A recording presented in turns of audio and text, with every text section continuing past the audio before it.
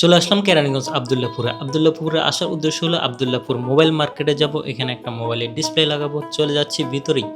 Mobile মার্কেটের ভিতরে দেখি অনেক মানুষজন, এখানে অনেক মোবাইল দোকান, নানা রকমের মোবাইল দিয়ে ভরপুর এখানে। সাথে মানুষজন এখানে হকারি করছে, কেউ বুট খাচ্ছে, কেউ বাদাম খাচ্ছে, কেউ মিষ্টি বিতরণ করছে। যাই হোক সেটা বড় কথা না, বড় কথা হলো আমরা মোবাইল মার্কেটের ভিতরে ঢুকছি। ঢোকার পর আমরা যাব জয় টেলিকমে। জয় টেলিকম হলো মোবাইল মার্কেটের ভিতরে একেবারে শেষের দিকে জয় টেলিকম। আমার মোবাইলের ডিসপ্লেটা নষ্ট হয়ে গেছে, তাই জয় টেলিকমে যাব আমার মোবাইলের ডিসপ্লেটা লাগাতে। দেখি মোবাইলের ডিসপ্লেটা লাগানো যায় কিনা। মোবাইলের ডিসপ্লেটা আমি গতকালে দিয়ে গেছি, আজকে আবার আসছি মোবাইলের ডিসপ্লেটা দেখার জন্য উনি কি লাগিয়েছে কিনা। তো আমরা জয় টেলিকমের সামনে চলে আসছি, ঠিক বরাবর জয় টেলিকমের সামনে আছি। আমরা এখন জয় টেলিকমের সামনে যাব, যেয়ে ভাইয়ের সাথে কথা বলবো।